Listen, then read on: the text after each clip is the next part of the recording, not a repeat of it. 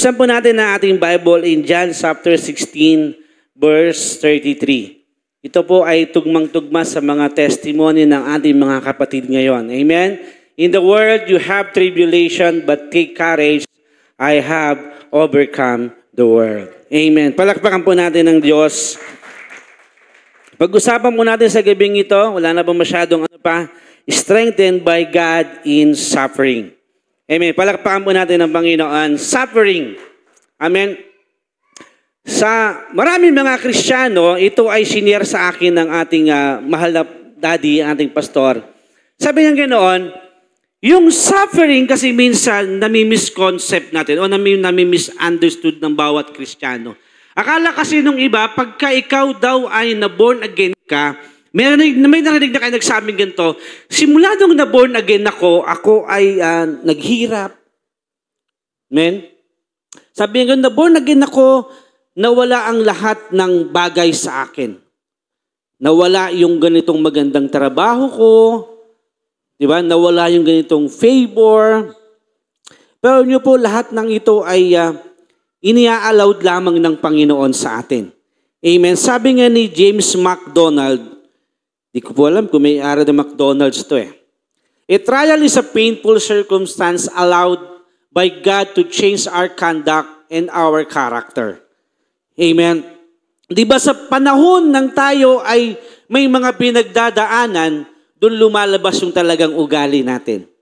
Amen. Lalo na kung tayo ay naglilingkod na talaga sa Panginoon.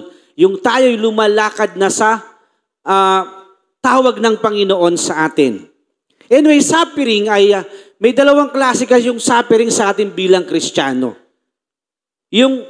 Itong pag-usapan natin ngayong gabi, yung suffering na nagsasuffer tayo, it's not because talagang mahirap ang buhay natin. Amen? It's not because marami kang pangangailangan sa buhay kaya ka nagsasuffer.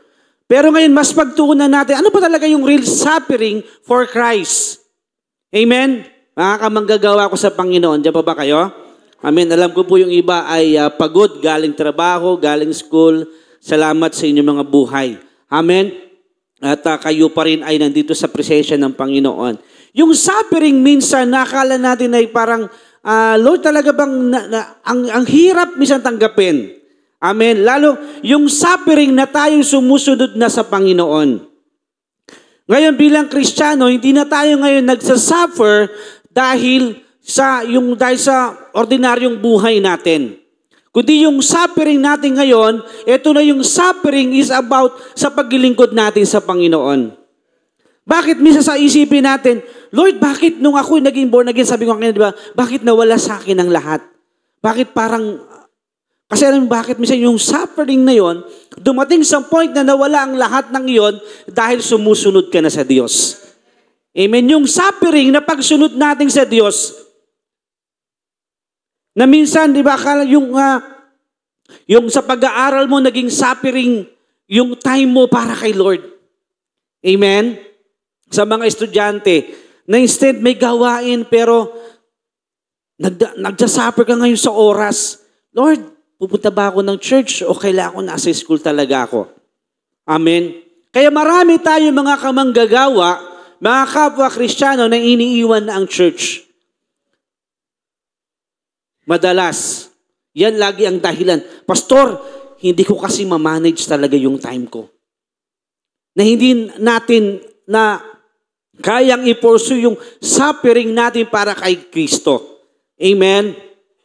Sabi nga ng ating daddy, actually, sabi niya, si Jesus Christ, hindi naman siya talaga nag-suffer na talagang yung buhay niya ay pangit . Sabi ng ating daddy, kung babasahin natin ng buhay ni Jesus Christ, kundi saka siya nag-suffer because sumusunod na siya sa Diyos that time. Di ba? Hindi nabanggit sa Bible na si Jesus Christ mahirap ang buhay. Di ba? Kundi nabanggit lang yung suffering niya when He started His ministry. Doon na nagsimula yung persecution sa Kanya. Dumating na yung paghihirap. At napansin niyo po ba, nung tayo na born again, saka natin mas naunawaan yung suffering. Amen? Noon naman, hindi tayo born again, parang wala lang yung supper sa atin . Parang sa picture lang yan, the Last Supper. Yung huling hapunan. Di ba? Ako din noon, ganyan, hindi ko alam. Ano ba yung suffering talaga? Ano ba talaga yung totoong paghihirap? Totoong trial sa buhay. Kasi ako noon, basta makainom ng isang sanmig, okay na. Wala na yung problema ko eh. Di ba? Pero tayo ngayon, na kay Lord na, amen, mas naunawa ang hirap. Bakit saka tayo nagsimulang mag-complain, di ba? Lord, ang hirap naman. Bakit noon, no? Hayahay lang tayo. Ba't kaya, no? Hindi mo mapigay yung sarili mo noon. Nung wala ka kay Lord, hindi mo mapurso yung sarili mo na may mas i-level up ka pa.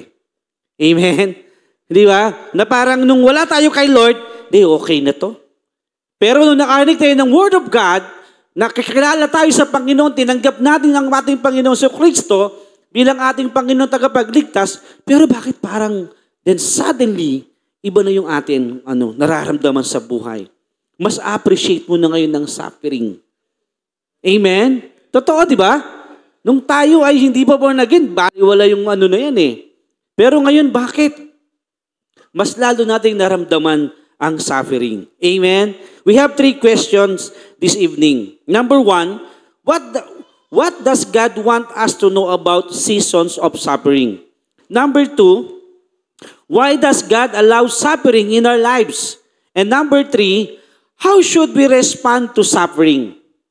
Amen? So sige po, diretso na po tayo. Number 1, sabi doon, what God does want us to know about suffering. Number 1, we should not be surprised about suffering. Instead, we should expect difficult times. Amen? Sa pagsunod natin sa ating Panginoon, ay i-expect natin na hindi madali ang pagsunod. Amen? Kaya nga yung iba, ayoko maging worker ng church. Di ba? Ayoko. Okay na yung attender lang ako. Kasi, mas naano siya. Alam niya yung mangyayari. Di ba? Pero, sa mga tinawag ng Panginoon, anumang pagsubok, tuloy ang laban. Amen? Praise God. Sabi niya doon, God promises in His words that we will suffer. James chapter 1 verse 2. Consider it all joy, my brethren, when you encounter various trials. Sabi nga, dapat maging kaligayahan natin kapag tayo ay dumadanas ng mga pagsubok sa ating paglilingkod. Ngayon, sinto maraming pagsubok sa kanyang paglilingkod. Amen? Diba lahat tayo? Mahirap din naman yung naglilingkod ka, wala kang pagsubok. Hindi po pwede yun. Walang smooth. Amen? Diba lahat tayo, lagi may pagsubok? Na, minsan nga, ano ba sabi nyo sa kanta? Na para bang ulan, ano yun? Yung inakanta ni Pastor Brian.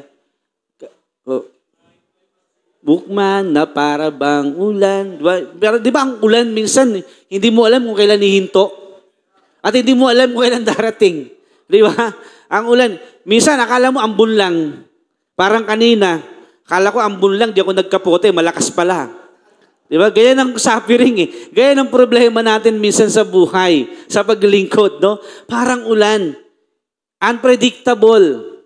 Sabi nga ni totoo ng ating brother Vin, di ba? Eh, sunod-sunod sa kanila yung hospital. So, yung nag-expect nun, di ba wala? Amen? Lahat tayo, hindi natin na-expect lagi kung anong pagsubok ang darating sa ating buhay. Amen? Pero sabihin mo sa katabi mo, magpalakas tayo sa Panginoon. Amen? Kaya nga, sabi niya in John 16 verse 33, yung ating foundation verse kanina, in the world you have tribulation, but take courage. Sabihin mo, take courage. Tignan mo siya sa mata, yung katabi mo, sabihin mo, take courage. I have overcome the world. Amen? Bagamat sa iba ay madalas sa natin narinig ito yung mga ganitong preaching. Pero ngayong gabi, nire-remind tayo muli ng Panginoon. Amen? Maalam ko and I believe, marami sa atin dito dumadanas ka ngayon ng matinding pagsubok. Eh ngayon kapatid, palalakasin ka ng Panginoon. Amen? Palakpakan natin si Lord. 1 Thessalonians chapter 3 verse 3. So that no one would be disturbed by this affliction, sa mga nangyayaring ito. For you yourselves know that we have been destined for this. Nakatalaga pala tayo doon. Talagang pagdadaanan natin ng suffering. Amen? na talagang tayo dadanas bilang Kristiyano na mga pagsubok, na mga trials na iba't iba. Amen? Na dati noon, masaya ang pamilya mo. Pero nung ikaw ay na kay Kristo na lalong gumulo, bigla na lang gumulo. Amen? Na minsan, dati nakasama mo na nga sa church. Tapos pag uwi, maghihiwalay na. Lord, bakit ganun? Diba? Akala ko okay na. Ang pamilya mo, ang lusog-lusog, walang kapag problema. Then suddenly, bigla may nagkasakit. Amen? Bigla na lang, wow, grabe. Maging ako man po ay aking pamilya ay sunod-sunod nagkakasakit ngayon. Amen? Parang inaatake yata ngayon puro family natin. Amen? Kasi hindi tayo kayang atakehin ni Satan eh. Ang inaatake ngayon puro family side natin. Amen? Yung ate ko po ay pagkalakas-lakas lang noong nakaraan. Ngayon po ay biglang 3% na lang ang kanyang kidney. 3 times a week dialysis na po yung ate ko. Praise God. Amen? Na lagi kong pinagpipray na Lord, ingatan mo ang aking mga kapamilya, palakasin mo ang aking mga kapatid. Then suddenly, malaman ko na lang, tumawag yung kuya ko. Si ate ay under dialysis na. 3% na lang ang kanyang kidney. Amen? Praise God. Salamat sa Panginoon. And then another good news. Pagpunta ng kuya ko sa aming probinsya, tumawag siya ulit sa akin, umiiyak. Sabi niya gano'n, ang mga kuya mo, naku, yung kuya mo sa probinsya, bakit? Sabi ko na naman, yung paa niya nangingitim na, mataas ang sugar. Praise God. Amen? Grabe, sabi ko, Lord. Parang, grabe ginagawa ng kaaway. But I believe God will do a miracle for my family and to your family as well. Amen? Sa lahat tayo, hindi tayo pababayaan ng Panginoon. Ina-allowed lang naman ng Panginoon. Amen? Sabi niya roon, 1 Peter chapter 4 verse 12 to 13. Do not be surprised at the fiery ordeal among you. Huwag daw tayong surprise sa mga nangyayari sa buhay natin na ito. Nabagamat minsan nakakaiyak, no? Ako, naiyak ako nung, biro mo, 2 kapatid ko. Sunod-sunod, praise God. Tapos kinabukasan, taas ng BP ko, 200 over 140. Hallelujah! No? Amen. Praise God. Talaga naman, no? Sa paglilingkod sa Panginoon. Bagamat nung wala kay Lord ko, wala yung mga ganyan eh. No? Walang ganyang dumarating sa buhay natin. Amen? Praise God. Pero salamat sa Panginoon. Sabi niya, huwag tayo ma-surprise for fiery ordeal among you. Amen? And number 2, suffering proves we are children of God. Pinapatunayan lamang na ating mga paghihirap ng ating mga trials na tayo anak ng Diyos. Amen? According to Hebrews chapter 12 verse 5 to 8, God disciplines His children. Dinidisiplina lamang tayo ng Panginoon. In every situation, laging merong pinahihiwatig ang Panginoon sa atin. Amen? Yung mga nasa sales, bigla na lang ang init-init ng sales mo, biglang bumagsak. Amen? Na talagang excited ka, Lord, hallelujah! It sales again. Talaga namang, grabe ka. And then suddenly, the next month, kabush. No? What happened? Siguro, tinuturuan ka na ni Lord tayo lahat, huwag tayo makampante. Amen? Na lagi dapat, Lord, sa iyo ako mananangan. Amen? Kasi nakakalimut tayo minsan, sobra tayong overwhelmed sa mga blessing natin. Amen? And as a believers, sabi dito, we have the privilege of believing in Him and suffering for His sake. Bilang mananampalataya ng Diyos. Amen? Isang kagalakan, isang pribilehiyo sa paglilingkod natin na tayo ay maghirap para sa Kanya. Amen. Now, and number 3, God is not the author of suffering, but He allows it. Siya nga naman. Diba? Hindi naman siya talaga yung, remember Job. Diba? Hindi naman talaga niya inallowed na si Job ay ganun ang mangyari sa buhay. Pero merong purpose kung bakit yung inallowed. Sabi mo sa katabi mo, merong purpose kung bakit inallowed sa'yo ni Lord yan. Amen? Meron siyang dahilan. Di ba anong sabi ng diablo sa Panginoon? Kasi kaya lang naman si Job tumatawag sa iyo eh. Kasi pinagpapala mo siya. Pero sabi ng Panginoon, di ba? He allow. Maaari mong ibigay o gawin ng lahat. Huwag mo lang kunin ng kanyang buhay. Amen?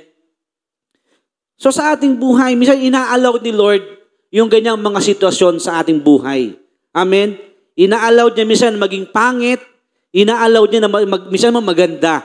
Kasi meron siyang purpose sa atin. Amen? Hallelujah. Palapakan natin po ang Panginoon. And another question, what does God wants us to know about suffering? A, who is the author of suffering, which is the evil? Who brought suffering into the world? Siya talaga ang author ng ating paghihirap. Si Satan. Gaya nga si Job, kaya nabanggit ko, di ba? Siya talaga yung nagbigay ng mga pagsubok. Siya yung nagbigay ng mga disaster. Amen? Kaya dapat huwag tayo mabigla. Paalala mulit sa atin ng Panginoon. Bagamat lagi natin narinig itong preaching ito, it's another reminder sa atin na tayo ay huwag mabigla sa ganitong mga bagay.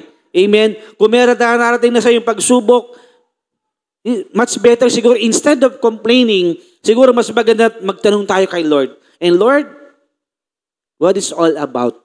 Diba? Bakit mo inallowed to?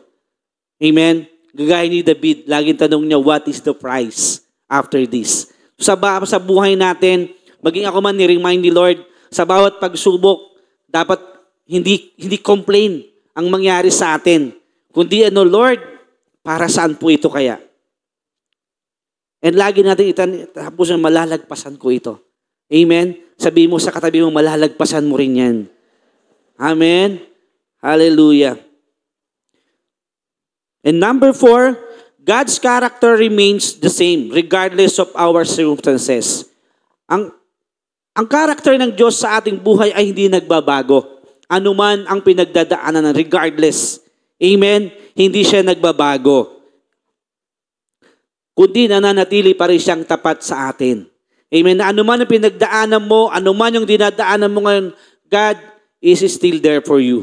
Amen? Huwag natin minsan isipin na, Lord, paano na ito? Para bang iniwan na tayo ng Diyos. Amen? And what God does want us to know about suffering, what parts of God's character are we most tempted to doubt when life gets hard? Ano nga ba? Diba? What parts of God's character? Ano ba yung mga character ng Diyos na minsan kapag tayo tinutukso o nag-aalinlangan sa ating buhay, minsan yung kanyang goodness. Amen? Yung kabutihan ng Diyos, nawawala minsan sa atin, nakakalimutan natin na ang Diyos ay mabuti. Amen? Kaya most of the Christians, kapag dumating sa pinakamatinding pagsubok, ay nakakalimutan yung kabutihan ng Diyos. Nakalimutan mo na yung dating ginawa niya sa iyo. Nung mabubuti ang ginagawa niya sa iyo, naaalala mo siya. Nung inalaw niya mga pagsubok, sinasabi mo ng masama ng Diyos. Ano ang sabi ng asawa ni Job sa kanya? Sumpay mo na ang iyong Diyos. Ibisan sa atin, ganyan ang dinigdikta ng kaaway sa atin. Kapag tayo sobrang gipit na, sinidikdik sa ating isipan, sasabihin niya sa iyo, nasaan ang Diyos mo? Akala ko ba mabuti ang Diyos mo? Akala ko ba hindi ka bababayaan ng Diyos mo? Amen? His sovereignty sa ating buhay. Nakakalimutan maging ang kanyang pagmamahal. Iisip natin, Lord, di mo na ako mahal eh. Di ba? Na-hospital ka lang saglit, kala mo di ka na mahal ni Lord. Nilagnat ka lang. Di ba ganyan tayo kaagad? Nagreklamo tayo kaagad. Yung kanyang presence, hindi na natin hinahanap yung kanyang presensya dahil punong-puno ka ng pagsubok sa buhay. Naalala ko yung preaching ko na praising God in the middle of the storm. Parang napakahirap itaas ang iyong kamay sa kalagitnaan ng iyong mga problema. Diba? Yung presence ni Lord nawawala sa atin. Na dapat manatili yon. Kung ano man yung pinagdadaanan, dapat yung presensya ng Lord nandun pa rin. Hinahanap mo pa rin yung presensya ng Panginoon. Hindi yung tatalikod na tayo kay Lord. Na matapos kanyang pagpalain, bigyan ng maraming pagkapala sa buhay. Nung ikaw ay meron ng ganyang problema, tumalikod ka na kay Lord. He still remains, sabi nga kanina, di ba? Kasi walang mawawala sa Diyos kung tatalikod tayo sa Kanya. At kung tayo ang lalayo sa Diyos, sa kabila ng mga problema, sino ang lugi? Di ba tayo pa rin ang lugi? Si Lord, mananatili pa rin siya. Pero ikaw, problemado ka pa rin. Na dapat meron ng solusyon dahil lumayo ka kay Lord. Dahil nagpakalayo-layo ka. Ano sabihin ng iba? Hanapin ko muna, pastor, yung sarili ko. Wow, nawawala yung kanyang sarili. Di ba? Pastor, iaayos ko po muna yung buhay ko. Pero isang kabataan sa akin nagsabi na hindi ko napapangalanan. Nandito siya. Sabi niya, sabi niya, pastor, hindi muna ako nag-live siya sa ministry. Hindi mo siya papangalanan. Pero nandito siya. Sabi niya gano'n, pastor, anuin ko muna yung buhay ko. Ayusin ko muna. At hanapin ko muna yung sarili ko. Sabi ko sa kanya, kailan mo kaya matatagpuan yung sarili mo? Oo nga, no? Balikan mo ko sa tanong na yan. Sabi ko sa kanya, di ba? Kailan mo matatagpuan? Pag lagi natin kasi lagi na excuses. Lagi natin excuse sa Panginoon. Yung mga problema, Lord, di muna ako maglilingkod sa iyo. Lord, di muna ako mag-church kasi punong-puno ako ng problema. Come on. Most of the time, ganyan tayo. Pag nawalan ka lang ng sepamat, mamasahe, ayaw mo na. Pagdukot mo sa bulsa mo, nasanay kang laging 3 ulo nandyan. Pagdukot mo, yung kulay orange na lang. Di ba? Etneb na lang. Lord, parang korneto, saan naabot ang 20 mo? Di ba? Marami sa Kristiyanong ganyan. Amen? Na pagka dumanas na tayo ng mga, alam mo yun, suffering, na tinudisiplina lang naman sa atin ng Panginoon, bakit mo siya ina-allowed nga ba nila? Lalo financial. Yan, marami nakaka-relate. Financial, di ba? Noon, galanting-galanti ka. Talaga naman pag sinabi mong gusto kong bumili yan, nabibili mo, bigla kang tinight ni Lord. Di ba? Hindi lang tightened. Hinigpitan pa. Talagang pag mo na, Lord, lalo sa mga estudyante, di makapasok ng hindi ang baon. Bigla kang tinuruan ni Lord. Nak, 50 ka lang muna, tapwe. Naku, sana abot to na mamaktol na yung bata. Di ba? O sa buhay natin mismo, nasanay ka ng blessing mo ay tunod-sunod. Ang pera mo ay sunod-sunod. Ba, usapang financial. Grabe, talagang overwhelmed ka. And dumating yung time. Pagtingin mo sa bank account mo, point na lang. Sabi nung teller sa'yo, ma'am, kailan po kayo mag-deposit ulit? Basta, next time. Di ba? Dati-rati, may credit card ka. Ngayon, close account na. Pag tumawag sa'yo, no longer connected. Di ba? May mga credit card. Dati, swipe ka ng swipe. Dinisiplina ka ni Lord na, huwag ka masyadong dumepende dyan. Lungkot ka ngayon. Di ba? Amen? Na sobrang dami ng blessing mo, bigla tayong inigpitan ni Lord, dinidisiplina tayo ng Panginoon. Sabi niya, dinidisiplina yung mga anak niya. Kaya minsan maunawaan natin, bakit Lord, parang ang hirap-hirap ng blessing. Naranasan niyo yun? Nag-pray ka na, Lord. Judith na. Pero magkakaputulan na, kumakatok na. Wala pa yung blessing ni Lord. May tinuturo lang si Lord. Amen? Dinidisipla lamang tayo ng Panginoon. Amen? Palakpakan natin si Lord. Kaya nga sabi niya in Romans chapter 8 says, that nothing can separate us from God's love. Walang makapaghihiwalay sa atin sa Panginoon. Amen? Kaya wag natin, pag dinamadanas tayo ng mga trial sa buhay, wag na wag mawawala ang Diyos sa atin. Amen? Hindi tayo dapat lumayo sa Panginoon. And what does God wants us to know about sufferings? Things are not as they seem. Hindi ganun kadali ang lahat ng bagay. Amen? 2 Corinthians chapter 4 verse 16 to 8 describes our afflictions as light and momentary. In the midst of difficult times, our focus should be on things unseen. So dapat nakapokus tayo sa mga bagay na gagawin ng Diyos sa atin. Amen? Huwag tayo, sabi niyo, di ba sabi niyo, we have to live by faith and not by sight. Kasi kapag tumingin tayo sa sitwasyon ng buhay natin, na punong-puno ng problema, punong-puno ng suliranin, hindi tayo makakapagpatuloy. Amen? Tayo ay lalong lalayo sa Diyos. Pero kung by faith tayo tumingin na, Lord, ito mang kapangit yung sitwasyon ng buhay ko, pero alam ko kasama kita. Amen. Nandiyan pa ba kayo, church? Gising pa ba? Di ko kasi makita, masisilaw ako eh. Ayan, medyo malaki na yung hikab nung iba. Malapit na po ako matapos. Mga 5 pagtatapos, ika nga ni Daddy. So, 1 pagtatapos na. Praise God. Alam po sa church, pag sinabi mong malapit ka nang matapos, yung mga naganong hikab, pero medyo chin up na ng konti yan. Malapit na matapos. Ayan. Ulitin ko, malapit na ako matapos. Oh, di ba? May umangat ulit ng balikat eh. Praise God. Hallelujah. Palakpakan natin si Lord. Amen. Pero pag ikaw tinapos ni Lord, bala ka.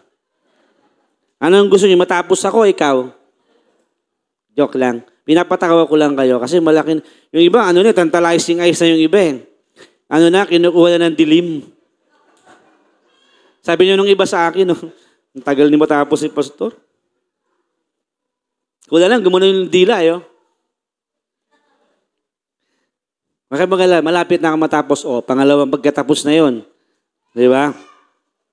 Sabi ito, God allows suffering in our lives to cause us to exercise our faith, which inevitably increase our faith. So, parang tumalon ako, sorry. Tama. Sumobra pala ako, sorry. Na-excite, kaka-joke ko, nawala tuloy ako eh.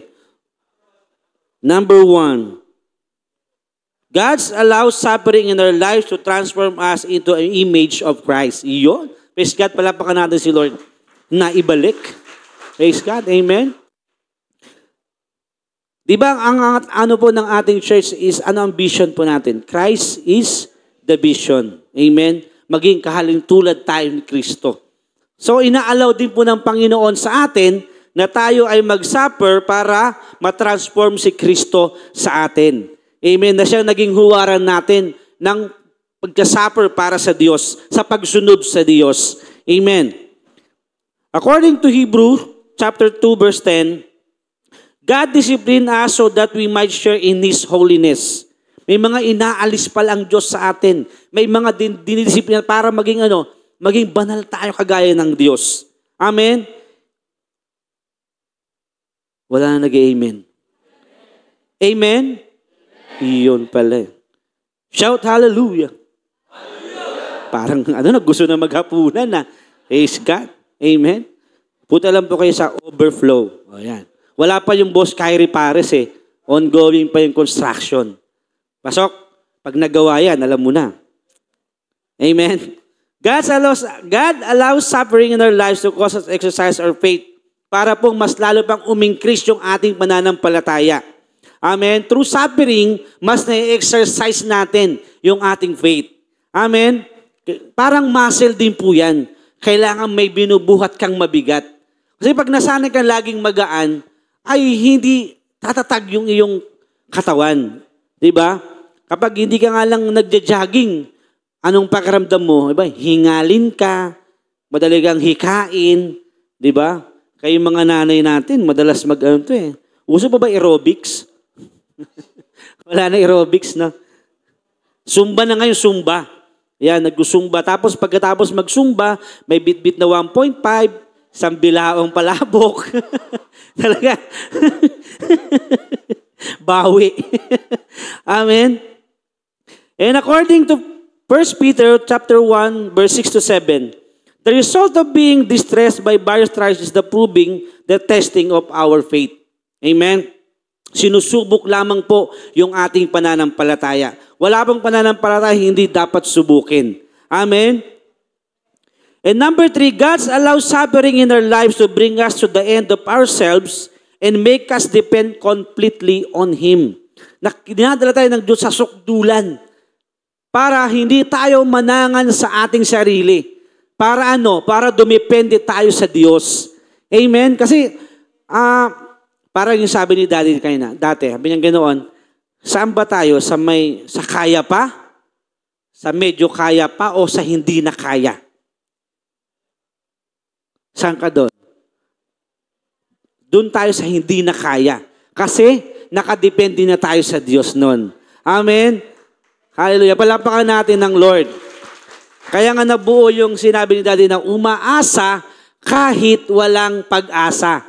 Dahil sa Diyos tayo umaasa. Amen? Palapakan natin si Lord. And why does God allow suffering in our lives? Paul recognized that the purpose of the suffering was so that they would not trust themselves but in God. So dapat sa Diyos talaga tayo nagtitiwala. Amen? Sabihin muli sa katabi mo, umaasa kahit walang pag-asa. Amen? Kasi ang Diyos ang ating pag-asa. Amen? Kung akala mo yung anak mo o kapamilya mo wala nang pag-asang gumaling, umasa ka pa rin. Amen? Patuloy ka pa rin umasa. Kung alam mo yung pamilya mo parang imposibleng mabuo, umasa ka pa rin. Amen? Kung yung sitwasyon mo sa buhay, akala mo hindi mababago, umasa ka pa rin. Amen? Because God is a God of hope. Siya ang Diyos ng pag-asa. Sa Kanya dapat tayo manangan. Amen? Kung akala mo puro pangit na lang nangyari sa buhay mo, no. Umasa ka, gaganda pa rin. Parang wala na akong kausap. Amen? Praise God. Hallelujah.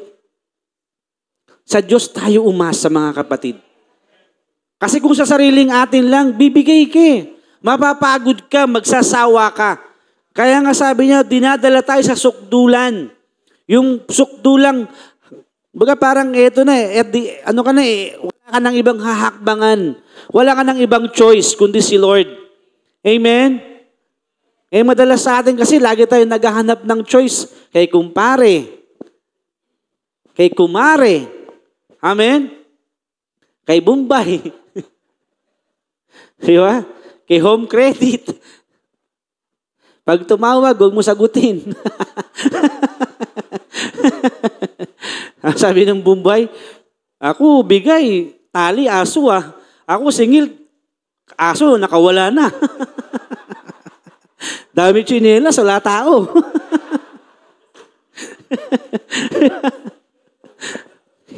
Kasi yung ginawa nating choice, yung Bombay eh.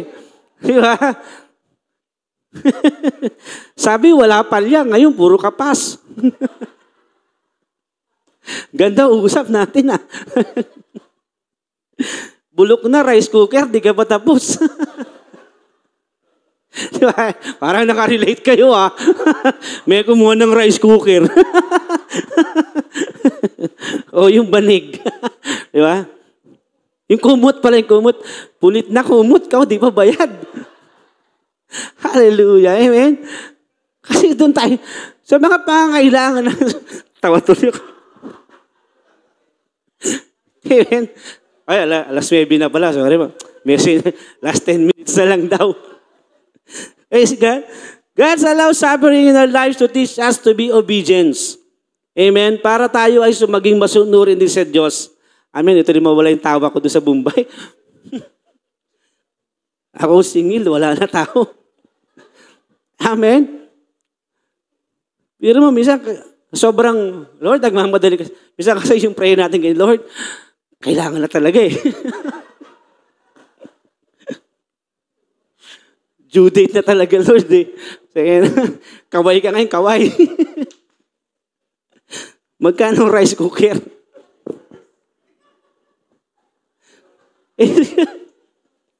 Hindi kasi nakakatuwa lang yung mga nangyayari sa atin. Pag sobrang gipit kaya talaga, di ba? Kaya sabi natin, test kasi yung faith natin eh. Kung hanggang saan ka maghahantay. Amen? Si Lord minsan, madidelay yan, pero hindi ka mabibigo. Kaya talaga tayo, in-need na eh. Amen? Palapakan natin si Lord. Hallelujah. Kaya sa Diyos tayo umasa, mga kapatid. Amen? God's allowed suffering in their lives to teach us to be obedience. Amen? Sabihin mo sa katabi mo, to be obedience. Amen. And number 5, God's allowed suffering in our lives to teach us endurance, patience, and perseverance. Ayun na nga. Patience. Amen? Ayun na nga. Ayun na nga, patience, no? Minsan di tayo makapaghintay. Gina G ka na, di ba? Walang endurance. Amen? Nagmamadali tayo palagi. Amen? Walang perseverance, walang pagtsatsaga. Madalas amin natin, di ba? Minsan, parang pinipilipit natin ang kamay ng Diyos sa mga pagpapala. Amen? Na gusto natin madaliin ang lahat. Kasi ayaw natin talaga ng nahihirapan tayo. Kasi alam mo, mas maganda yung suffer now and enjoy later. Di ba? Mas masarap yun. Nag-suffer ka muna ngayon, then pag binigay na sa'yo ni Lord, di ba napakasarap? Minsan sa pagtatrabaho lang, talagang alam mong pinagpawisan mo, talagang I deserve. Mapapaganon ka talaga. Di ba? Saka ka mag-i-Starbucks. Deserve ko to. Amen? Amen. Praise God. Sige po, palakpakan natin si Lord. To teach us endurance, patience, and perseverance. In Romans chapter 5, verse 3 to 5, we see the chain of result from tribulation, perseverance, proven character, and hope. Number 6, God allows suffering in our lives to give us the ability to comfort others para magpalakas din po tayo ng iba. Di ba? Kasi madali na tayong mag-comfort ng iba kasi pinagdaanan mo na. Alam mo na yung naging solution dito. Na kaya mo nang sabihin na, bro, sis, tapat ang Diyos. Kasi bakit? Naranasan mo ang katapatan ng Diyos sa buhay mo. Amen? Kaya mo nang sabihin na, bro, kapatid, nagpapagaling ang Diyos. Kasi bakit? Naranasan mo, pinagaling ka ng Panginoon. Amen? Sa kabila ng walang-wala siyang pag-asa, you can say, bro, may pag-asa pa. Kaya yan. Kasi ikaw na nawala ng pag-asa, na binigyan ng Diyos ng pag-asa, ikaw ngayon nag-i-encourage sa kanila. Amen? Palakpakan natin ang Panginoon. According to 2 Corinthians chapter 1, verse 3 to 6, if our suffering are abundant, the comfort we receive from God will also be abundant. Amen? Kung gaano kalaki yung mga kasagana, yung mga pagsubok natin natatanggap sa buhay, yung suffering, ay ganun din naman yung matatanggap natin sa Panginoon. Na yung pag-comfort niya sa atin. Hindi man niya tayo talaga totally pababayaan. Amen? And number 7, bibilisan ko na lamang po. God allows suffering in our life to demonstrate the supreme advantage of a life lived through Him. Na kailangan mamuhay tayo sa pamamagitan niya ng ayon sa Kanya. Amen? And number 8, God allowed suffering in our lives for the greater progress of the gospel. Amen? Para mas lalo pang magandang balita. Amen? Maipahayag pa natin mas lalo pang mabuti dahil dahil sa magandang balita, dahil sa ating mga suffering. Amen? Mas lalo natin na iahayag na ang Diyos ay mabuti. Amen? Palakpakan natin ang Panginoon. Philippians chapter 1, verse 12 to 14. Paul was in jail. He was chained to Roman guards who had no choice but to hear the gospel. Amen? Kundi si Paul sa kabila ng siya ay nasa kulungan, di ba?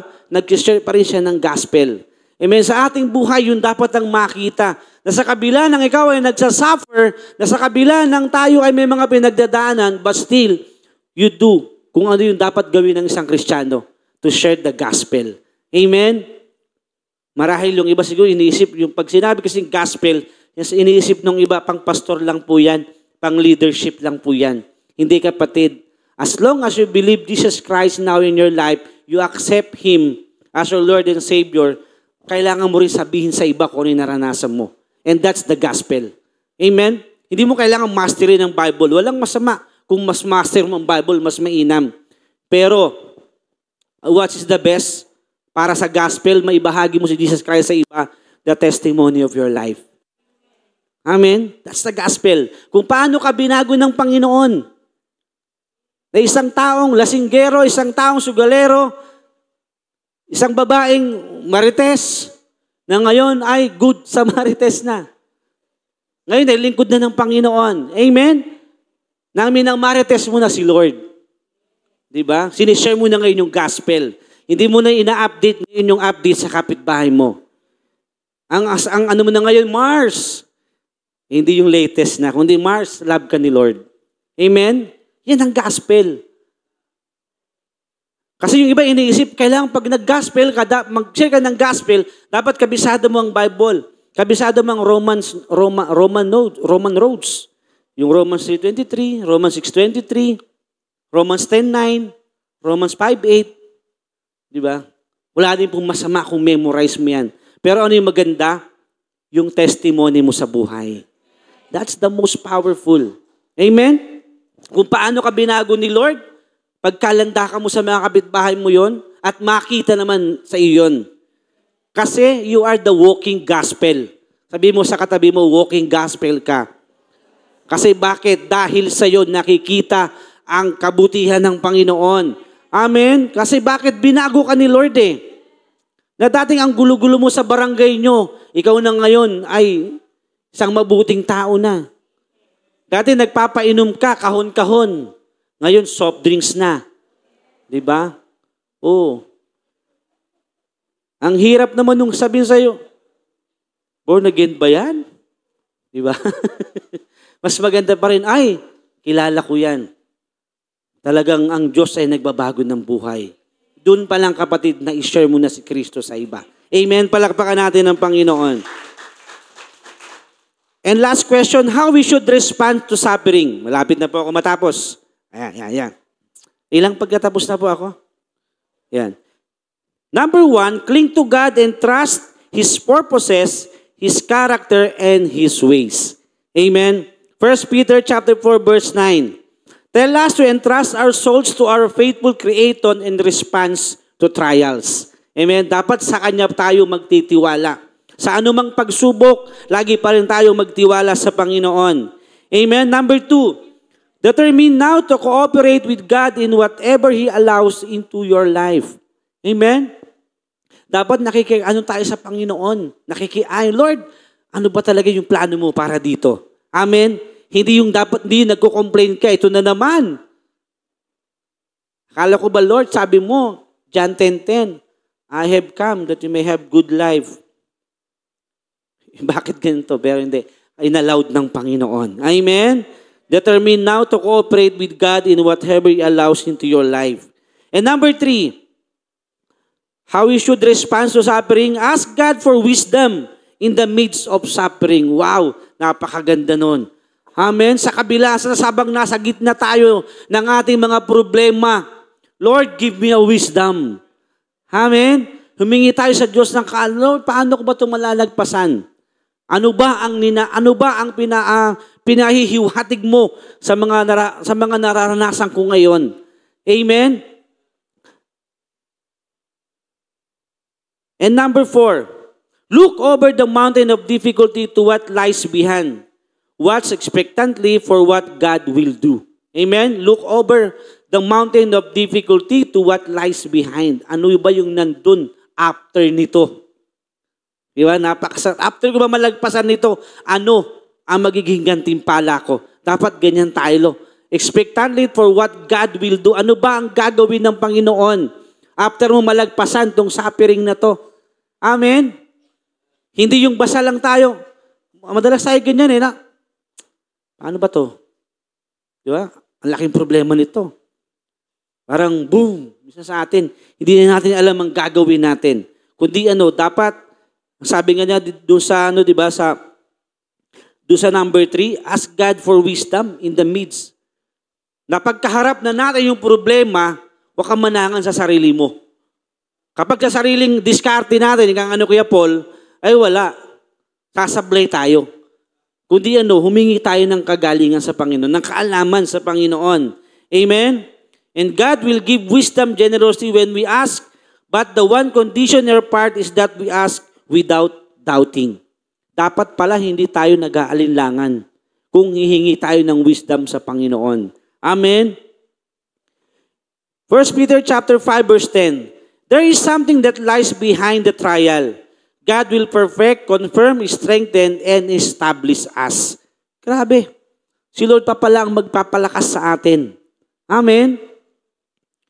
And number 5, praise God and give Him thanks in the midst of suffering. Sabi ko nga kanina, dati kong preach, praising God in the middle of the storm. Nakapagpasalamat ba tayo? Parang ang hirap, no? Parang yung sunod-sunod na dagok sa'yo, meron ba nakapagsabi sa atin sa problema mo nakapagpasalamat ka?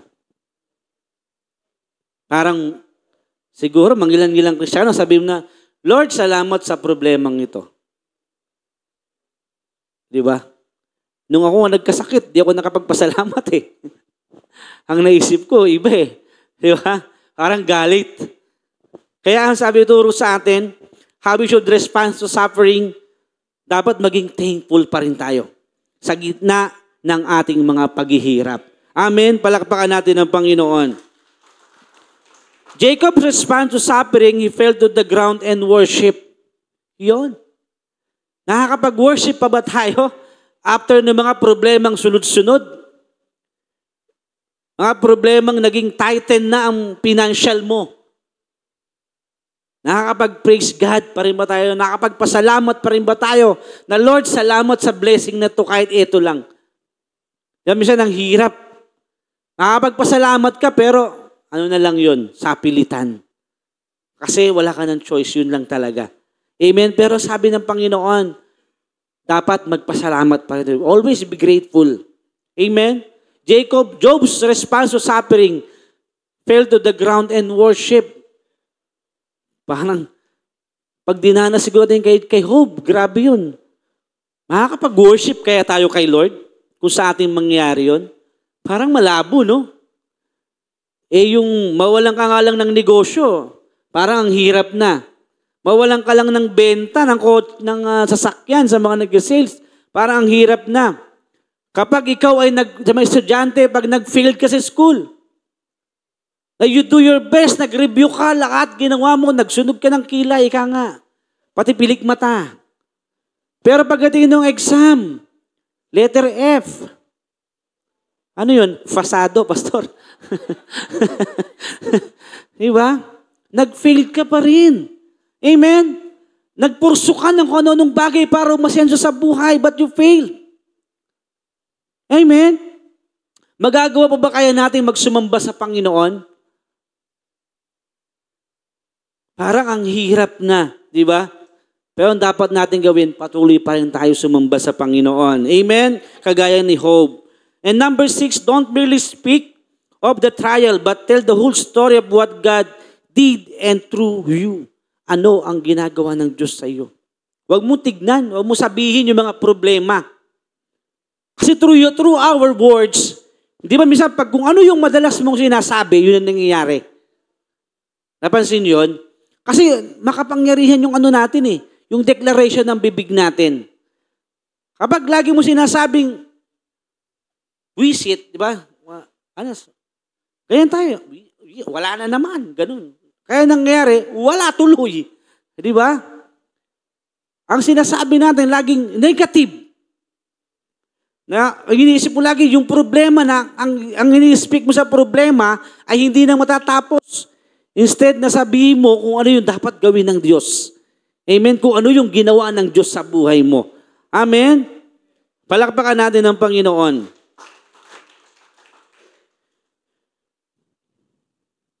Sabi doon, don't merely speak of the trial, but tell the whole story, what God did and through you. Amen. And as we close to remember, God is never closer than when His children are suffering. Actually, hindi naman tayo talaga gusto ng Diyos maghihirap. Amen? Ayaw niya ng ano. Ayaw na tayo naghihirap talaga sa buhay natin. Amen? Isaiah 41 verse 1 to 2 and 4 says, God will be with us when we go through the fire. Ano sabi niyo? Dumaan man ako sa apoy, di ako masusunog. Amen? So it means sa bawat laban ng ating buhay, hindi tayo magagapi ng kaaway. Amen? Kasama natin ng Diyos. Amen? Number 2, finally, whatever suffering God's allowed into your life is momentary. Panandalian lamang yang kapatid. Huwag kang mainip. Amen? Huwag tayo magmukmok sa ating mga pinagdadaanan, kundi pangsamantalang ito. It will not go on forever. Hindi yan panghabang buhay. Amen? Sabihin mo sa katabi mo, yung pinagdadaanan mo ngayon, daanan mo lang. Amen? Hindi yan magtatagal. Amen? Praise God. Romans 8:18 says, the suffering of this present time is now worthy to be compared to the glory that will be revealed to us. This is my favorite verse. actually. Yung saganang mga paghihirap natin ngayon, sabi niya sa Tagalog, ay hindi maikukumpara yung kaluwalhatiang ipapahayag sa atin ng Diyos. Amen. Palakpakan natin ng Lord. So, ang dapat natin gawin mga kapatid, let's believe together that God has a purpose in our suffering and watch expectantly for what He will do. Amen. Antayin natin kung ano yung gagawin ng Panginoon sa atin. Amen. Tayo pong lahat ay tumayo. Praise God. At minsan pa, pwede bang bigyan natin si Lord ng isang malakas na palakpak. Amen. Sa kanyang mensahe sa gabing ito. Amen. Sige po, palakpakan natin si Lord. Dahil siya'y napakabuting Diyos. Amen. Na sa kabila ng tayo dumadanas ng mga pagsubok sa buhay, ay hindi tayo pinabayaan ng Panginoon. Amen. Hallelujah. Praise God. Let's worship the Lord this evening. And I believe marami sa atin, meron kang mga pinagdadaanan. Amen. Meron kang suffering. Yung suffering na minsan hindi mo maunawaan na bakit ito inallowed ng Panginoon. Amen. Hallelujah. Praise God. Pwede ba taas ating kamay sa Panginoon as we worship the Lord? Amen. Tanda ng pagsuko natin sa Panginoon that, Lord, wala akong magagawa, Panginoon. Lahat ng suffering kong ito, Lord, I give it to you, Lord God. Amen. Hallelujah. Amen, Lord.